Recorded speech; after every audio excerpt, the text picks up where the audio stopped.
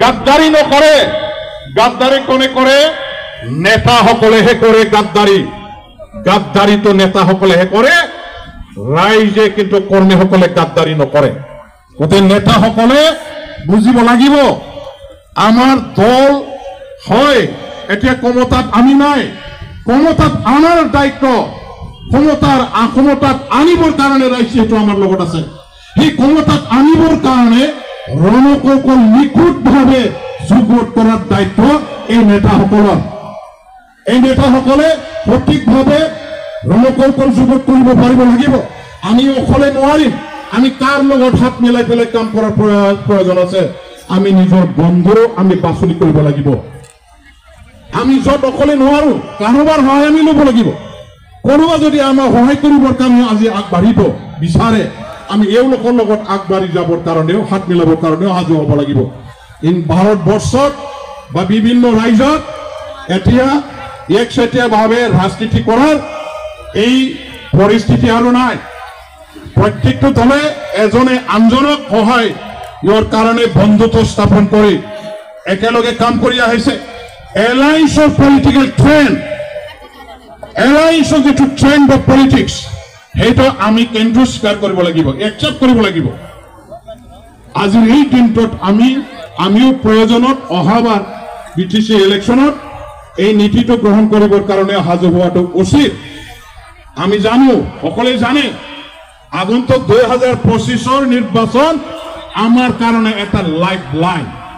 লক্ষ্মণ ৰেখা এই লক্ষ্মণ ৰেখা সৰকাৰ বনাব পাৰিলে দল বাঁচিব সৰকাৰ বনাব নোৱাৰে দলৰ অৱস্থা শোচনীয় হ'ব মই সিধা সিধে আজি কৈছো আৰু আপোনাসকলে হয়তো জানি লোৱা উচিত আপোনাসকলে সিধা মই বিপিএফ ভাল পাওঁ আমি বিপিএফ ভাল পাওঁ আমি বিপিএফৰ কৰ্মী এই চেহেৰাটো জাষ্ট প্ৰদৰ্শন কৰিলে কিন্তু নহব আমাৰ টাৰ্গেট হ'ব লাগিব যে আমি আমাৰ এই দলটোকে সৰকাৰত আনিব লাগিব সৰকাৰ আমাৰ হাতত আমি লমে ইয়াৰ কাৰণেহে আমি কাম কৰিব লাগিব নিঃস্বাৰ্থভাৱে ঠেয়াগী মনোভাৱ লৈ পেলাই আমি কাম কৰিব লাগিব নহলে এই 25ৰ নিৰ্বাচনত যদি আমাৰ যদি পাৰফৰমেন্স ভাল নহয় তেনেহলে মই আগত যে কলো আজি দিশপৰীয়া হাকন যন্ত্ৰৰ যেবিলাক মানে বা ন্যাশনাল লেভেলৰ যিবিলাক ৰাজনৈতিক ষড়যন্ত্ৰ ইয়াৰ কাৰণে যে কিছুমান দলবিলাকে আজি ধ্বংস হ'বলৈ গৈ আছে সেই পৰ্যায়তে আমিও পৰিব লগা হ'ব পাৰে এইটো অসম্ভৱ নহয় গতিকে আমি মনত ৰাখিব লাগিব আমাৰ মাজত যেটো এতিয়া মানে কি হ'ব নহ'ব এইবিলাক লৈ পেলাই কিছুমান মানুহবিলাকৰ মাজত এটা মানে পৰিস্থিতি মাঝে মাঝে দেখা পাওঁ সময়ে সময়ে দেখা পাওঁ সেইবিলাক আমি কিন্তু আমাৰ দলৰ মাজত কেতিয়াও আমি প্ৰশ্ৰয় দিব নালাগে দলৰ মাজত নিজৰ মাজতে ভাল পোৱা বেয়া পোৱা এইটো থাকিব সমালোচনা প্ৰতি সমালোচনা নিজৰ কলিগ বিলাকৰ মাজতো থাকিব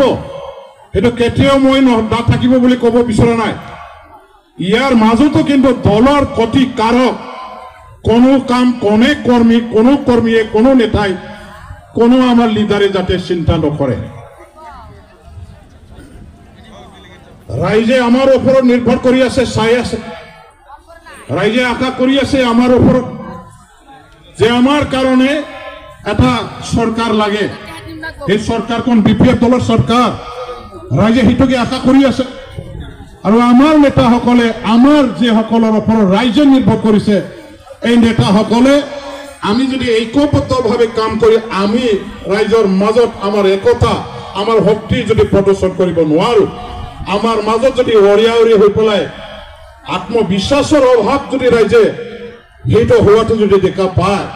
তেতিয়া দলৰ প্ৰতি আস্থা বিশ্বাস লাহে লাহে হেৰুৱাই যাব তেতিয়া সেই দলৰ শক্তি কমি যাব গতিকে আমাৰ যে সকল প্ৰতিনিধি ইয়াত উপস্থিত হৈছে নেতাসকল আমাৰ ইয়াত আহিছে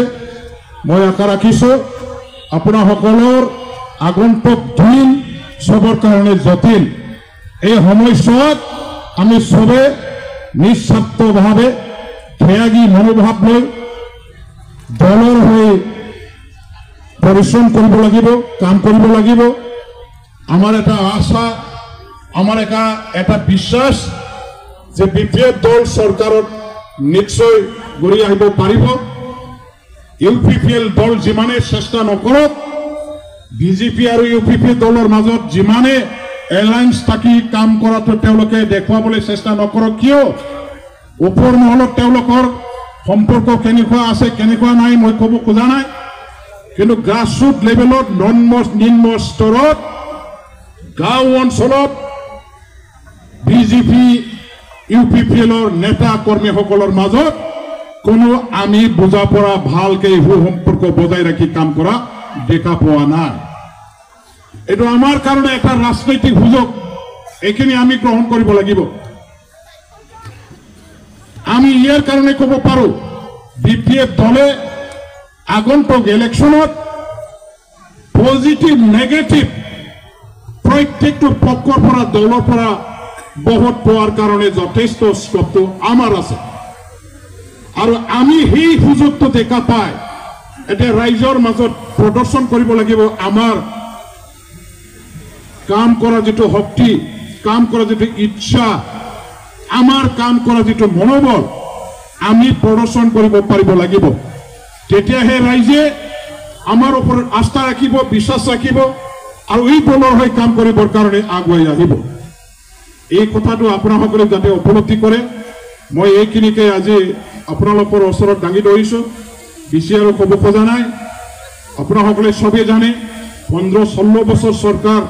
গভৰ্ণমেণ্ট আমাৰ পাৰ্টি যেহেতু চলাই আহি সকলে ৰাজনীতিৰ জ্ঞান অলপ হ'লেও অৰ্জন কৰিবলৈ সক্ষম হৈছে।